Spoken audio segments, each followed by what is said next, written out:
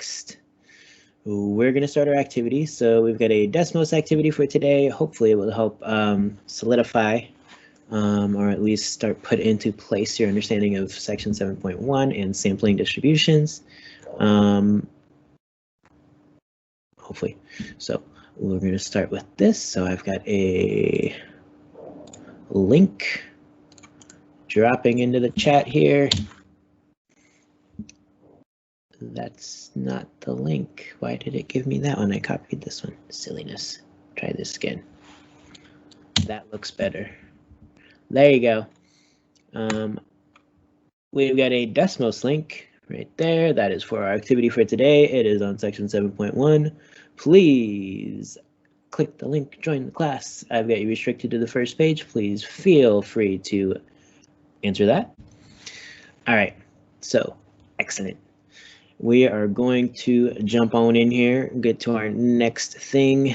I'm going to share my screen now.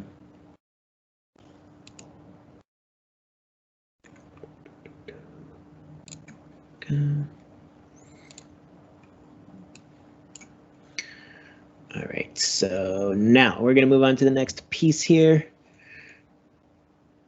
Like that. So on this screen, you need to sort these cards, right? You may have done like a card sort in other classes using Desmos in the past. Each vocabulary word matches up with its definition. So you have parameter, sample, inference, and statistic. And your job is to match those with their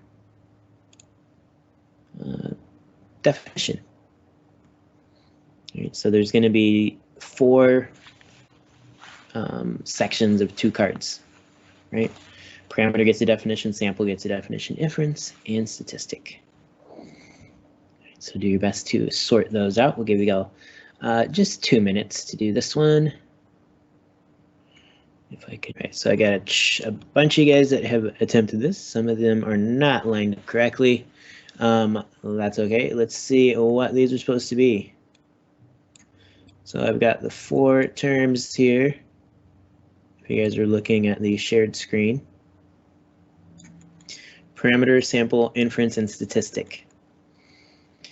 All right. Now remember from yesterday, parameter goes with population, statistic goes with sample, right, as far as their definitions go. So we can start just with those 2 things. All right. So we've got our different definitions available. All right, so we have is a number that describes some characteristic of a sample. Right, that goes with our statistic. Right, characteristic of a sample, that's a statistic. All right, is a number that describes some characteristic of a population. Parameter for population, that one goes there. Is an estimation of a characteristic of a population using sample statistics. That's an inference. Right? When I use a sample statistic to say something about the larger population, that's inference. And then lastly, we have sample. That is a subset of a larger population. And so that is the sorting of the cards. All right. Is there any questions about these vocabulary terms?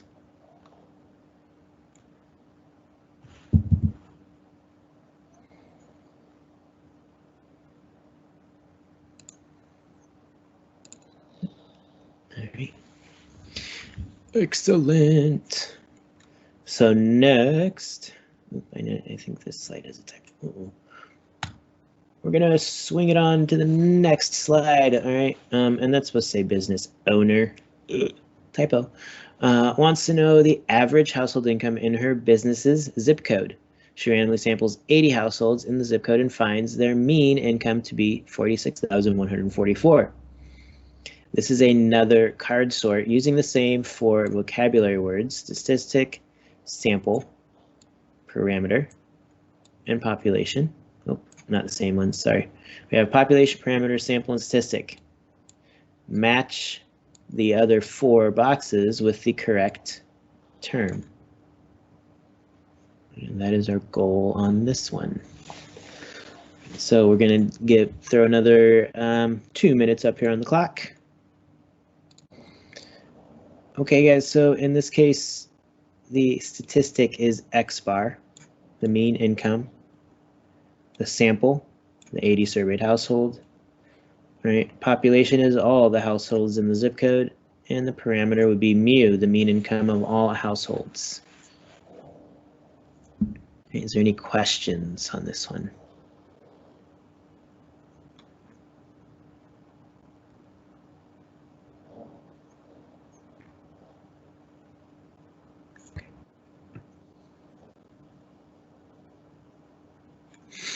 All right.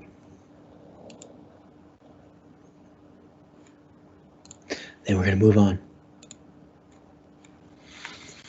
All right, so on this question here, a sampling distribution is the distribution of statistics from all possible samples of the same size from a population. Note, sampling distributions are made of statistics, means, proportions, quartiles, etc., not data points. This is a simulation here we're going to click on and look at. This simulation estimates and plots the sampling distribution of various statistics. You can specify the population distribution, sample size, and statistic. An estimated sample from the population is shown and the statistic is plotted. This can be repeated to estimate the sampling distribution. So we will click on that and look at this thing. There's lots of directions in here.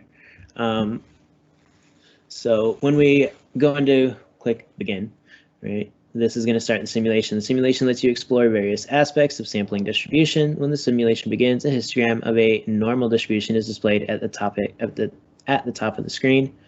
The distribution portrayed at the top of the screen is the population from which samples are taken.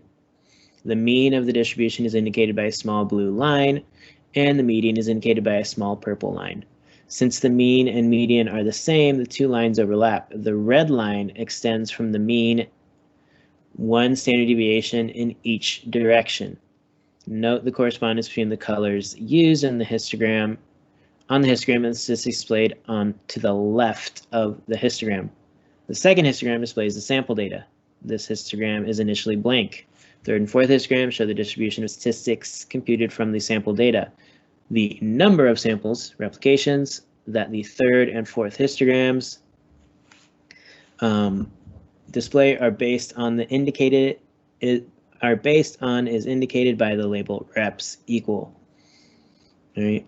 The simulation is set initially sample 5 numbers from a population, compute the mean of the 5 numbers, and plot the mean.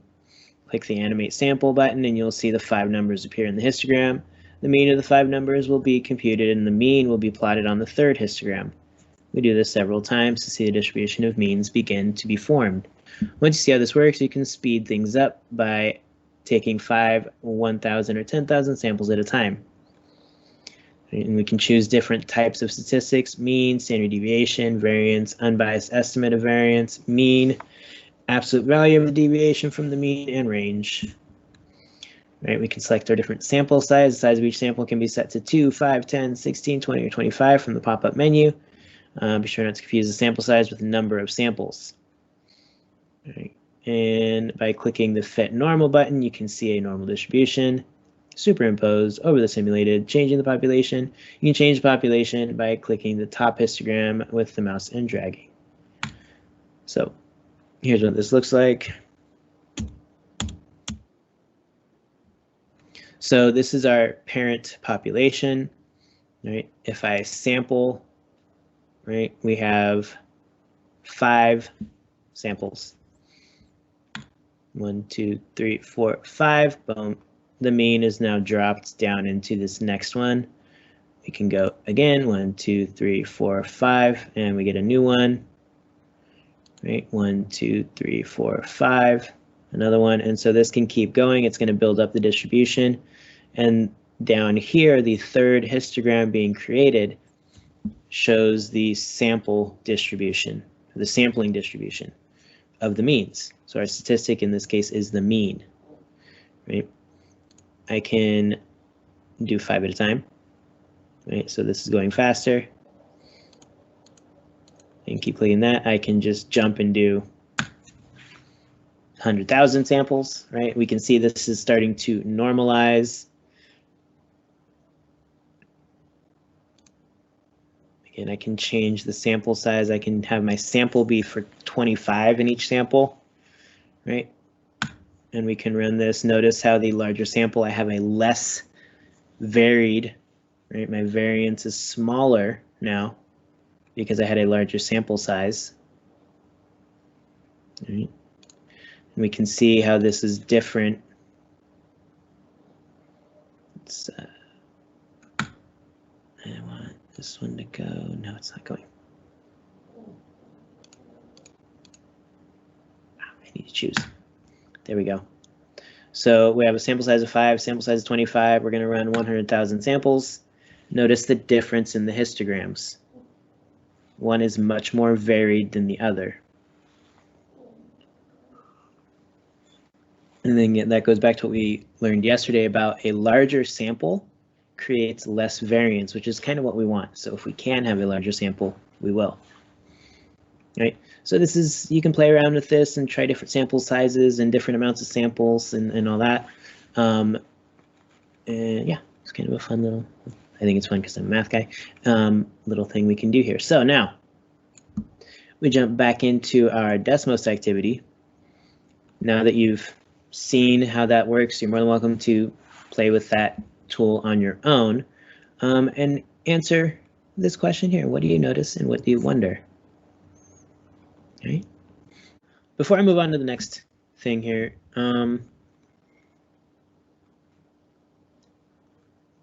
what questions would you guys like me to address as far as the sampling distribution simulation? I know that there was a couple of questions in here as far as in the wonderings. I wonder if there was a smaller number of sample sizes, would it be normal still? I wonder if this tool can help on solve problems, find mean and median to a problem or question, possibly. I wonder why the opposite effect happens when looking at a distribution. Also, is there a midpoint where the distribution turns neither smaller or larger? Right. I wonder how big samples can become and if they are reliable. I wonder what the samples tell me about the population, right? So we've got a few different questions going on here. So let's run through a couple of them. I wonder if there was a smaller number of sample sizes, would it be normal still, right? So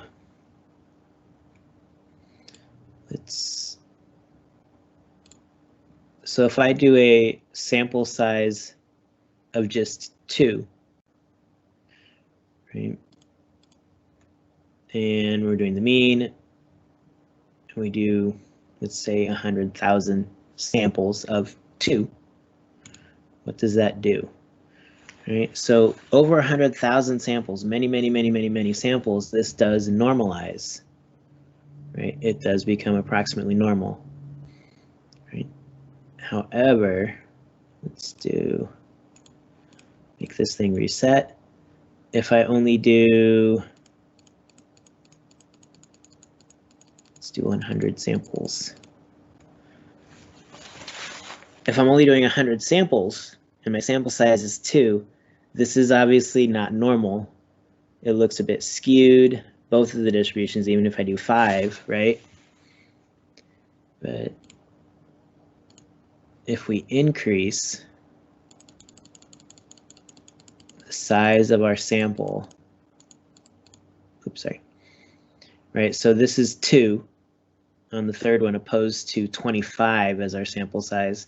You see a huge difference in what the distribution now looks like, right? Although the mean and the median of these are pretty close, right? 15.88, 15.92, right? Both have a median of 16.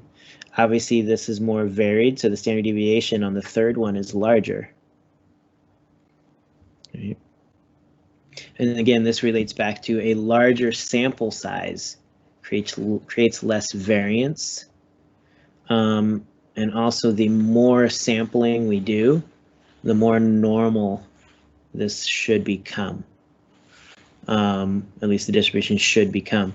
We do have to be mindful that our sample size satisfies the 10% rule, 10% condition. So our sample should not be larger than 10% of the entire population. So we have to be mindful of that when taking our samples. All right. So there's some of that.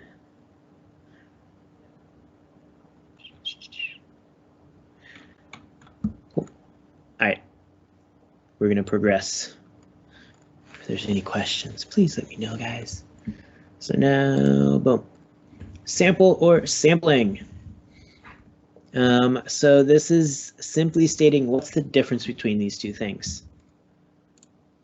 All right, so you've got some pictures going on here. We have population distribution, where it's just every individual, right, is part of the distribution. Sample distribution, so now I've taken a sample, right, and a sampling distribution, right? So what's the difference essentially between a sample distribution and a sampling distribution? And that's what we want to put in this response here. Understand the difference between the two. Okay, I know for some of you that was not enough time. That's okay. We're going to talk about this real quick. So there's a couple of responses that your classmates have written that are quite nice.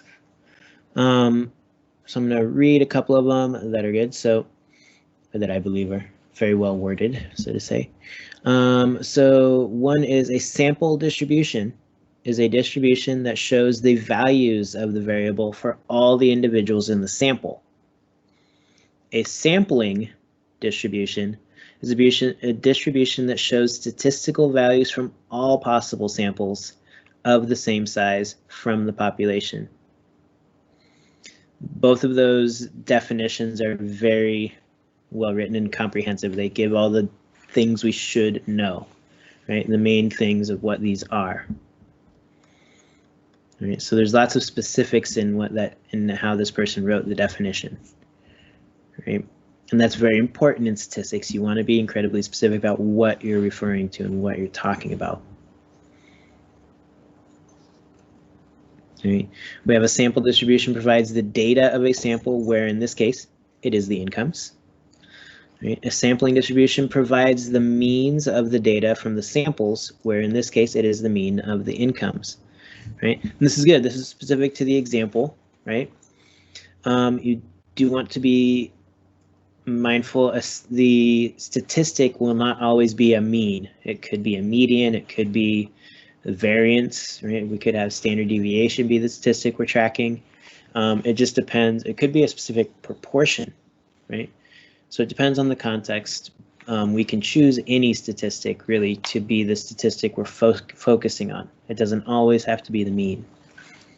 So just be mindful of that.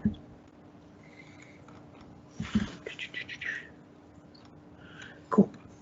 Awesome, awesome, awesome. So give you guys a moment here to wrap up what you're typing. I see people are typing still, so take a moment. Is there any questions, anything I can clarify so far?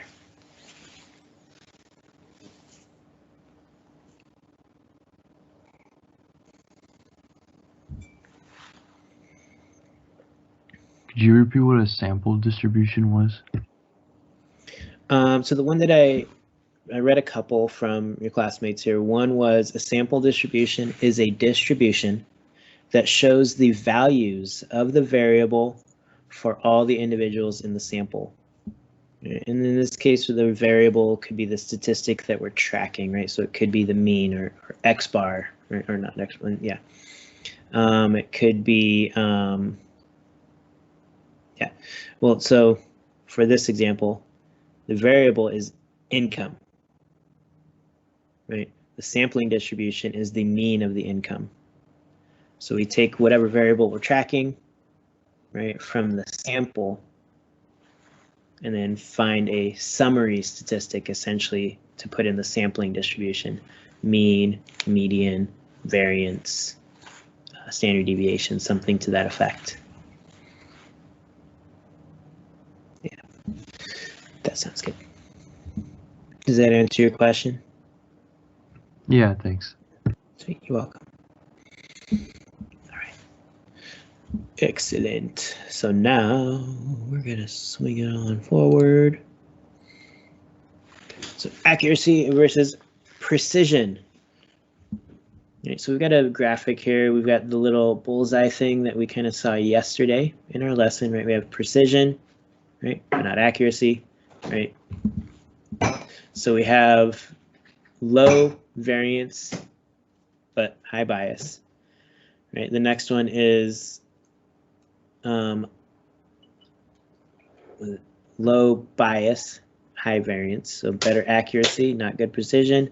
This is just all over the place, no precision, no accuracy. It's a high bias, high variance, and then we have low bias, low variance, precision, and accuracy, right? So we've got some graphics here.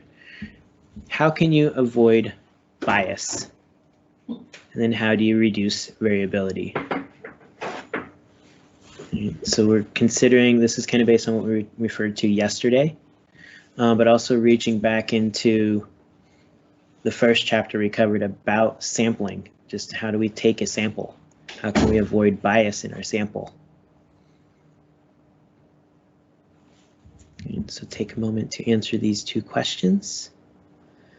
And you can just one response for both is fine. You don't need to have like a list of a bunch of things.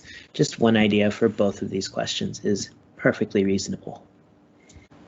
Excellent, excellent, excellent. All right, so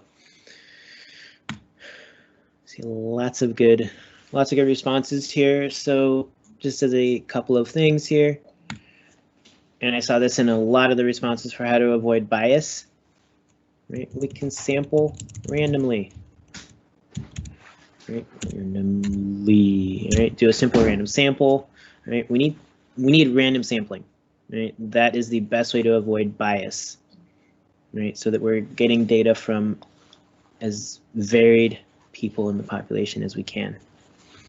Okay. And how do you reduce variability? Collect more data per sample, otherwise increase the sample size. This is what we saw in our sampling distribution simulation. As the sample size increases, the variability decreases. Okay. So those are a couple of things we can do to help avoid bias and reduce variability. Right. So now, excellent. All right. I want to do this.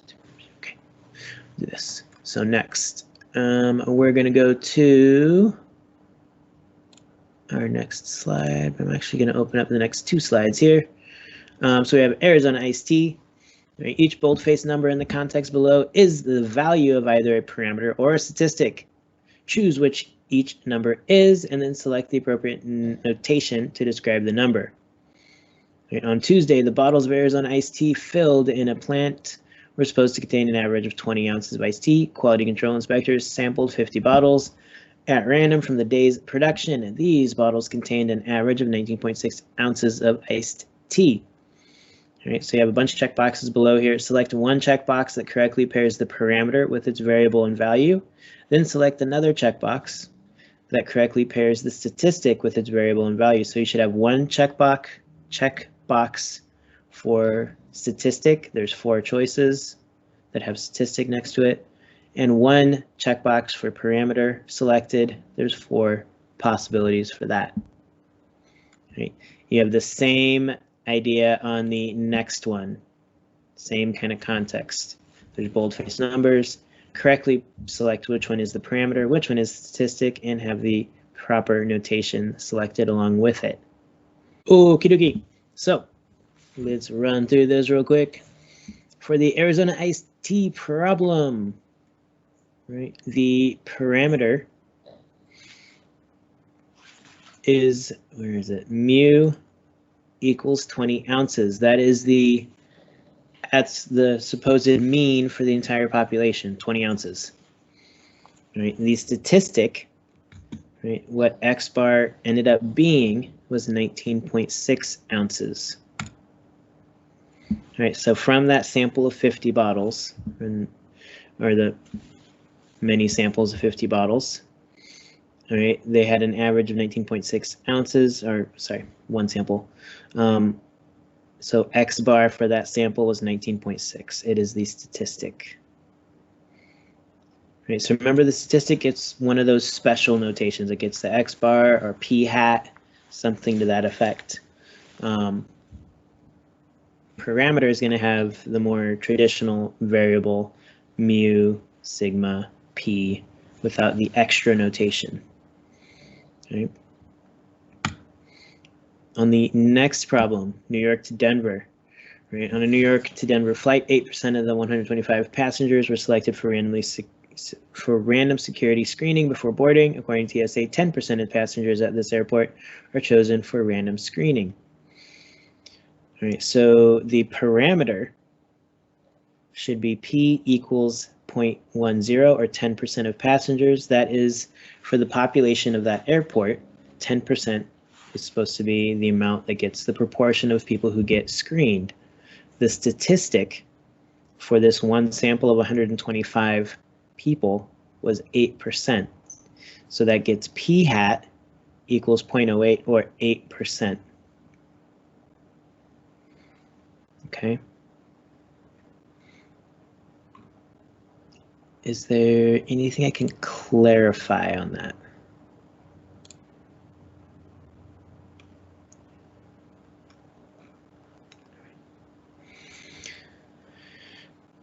So then,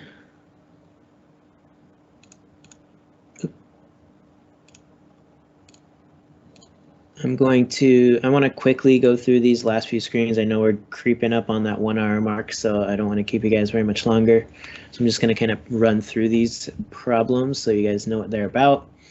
So we have our orange M&M's. Mars Incorporated says the mix of colors in its M&M's milk chocolate candies is 24% blue, 20% orange, 16% green, 14% yellow, 13% red, and 13% brown.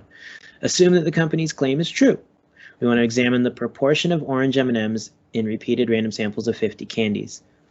So in this case, the thing that we're interested in is a proportion of orange M&M's. Right? So in this case, the individuals are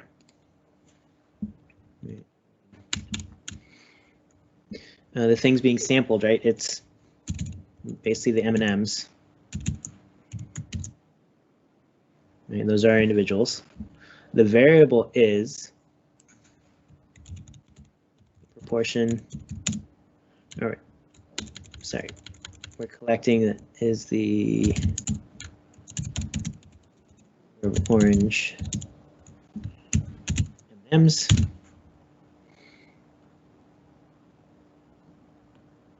Wait, am I doing this right? Individuals, variable.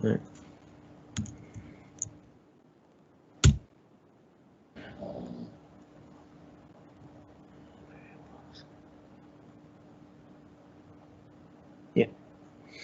And the parameter of interest is